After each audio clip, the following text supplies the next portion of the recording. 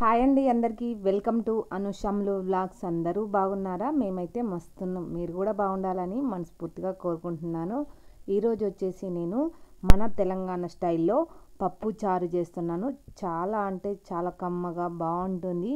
చాలా సింపుల్గా చేయొచ్చు. అన్నం అయితే మొత్తం తినేస్తారు ఈ కర్రీతోనే, ఇంకా వేరే ఏమీ అడగరనమాట. అంత టేస్ట్ ఉంటుంది.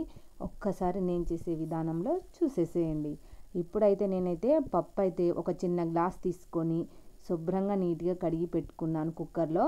అందులో ఒక 2 టమాటాలు, ఒక ఉల్లిపాయ, ఒక 2-3 పచ్చిమిర్చీలు తీసుకొని కట్ చేసుకొని అందులో వేస్తున్నాను. వేసేసి సరిపడాన్ని నీళ్లు పోసేసి కుక్కర్ మూత పెట్టేసుకొని మనము ఒక 3 విజిల్స్ పెట్టేసుకుందాం స్టవ్ వెలిగించేసి.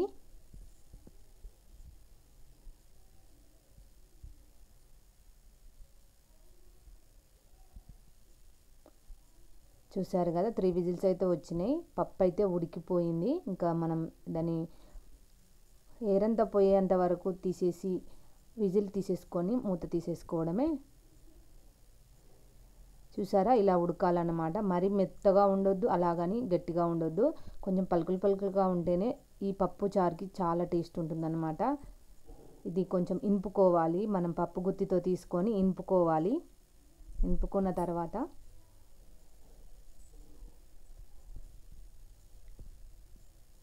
చూసారా ఇలా అయిందో, ఇలా అన్నమాట. మరీ మెత్తగా ఉండకూడదు, పప్పులుగానే ఉండాలి కొంచెం.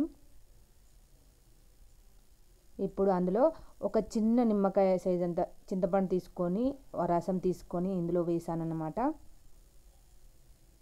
ఇప్పుడు మళ్ళీ స్టవ్ వెలిగించుకొని ఇది బాగా స్టవ్ మీద పెట్టేసుకొని బాగా మరిగించుకోవాలన్నమాట.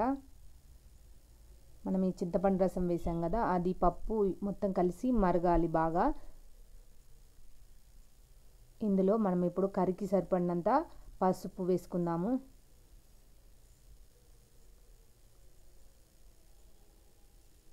కారం వేసుకోవాలి.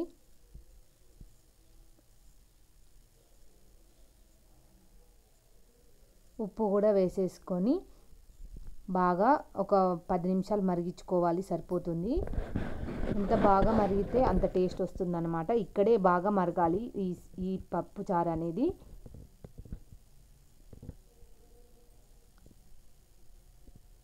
బాగా మరుగుతున్నప్పుడు పక్కకి నేను బాండి పెట్టేసుకొని అందులో ఆయిల్ వేసుకున్నాను.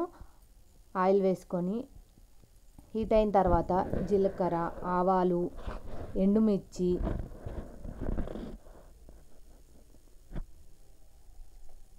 కచ్చా పెచ్చాగా దంచి పెట్టుకున్న వెల్లుల్లి, కరివేపాకు వేసుకొని బాగా ఫ్రై చేసుకోవాలి.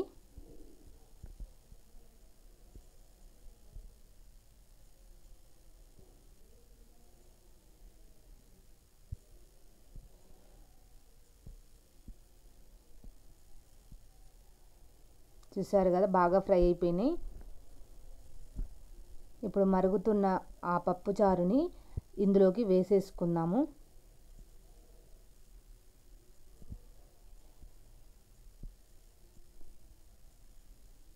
చాలా అంటే చాలా స్మెల్ వస్తుంది ఫ్రెండ్స్. పోపు తాలింపు వేస్తుంటేనే నాకైతే నోరు ఊరిపోతుంది.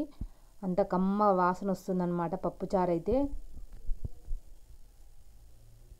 మా అమ్మనైతే బాగా చేస్తుండే నా చిన్నతనంలో. చూసారా, అలా మరిగిన సాంబార్ని మళ్ళీ మనము ఈ తాలింపు వేసిన తర్వాత ఇంకొక 1 మినిట్ అలా ఉంచి ఇంకా తీసేసుకోవడమే. చాలా అంటే చాలా బాగుంటుంది.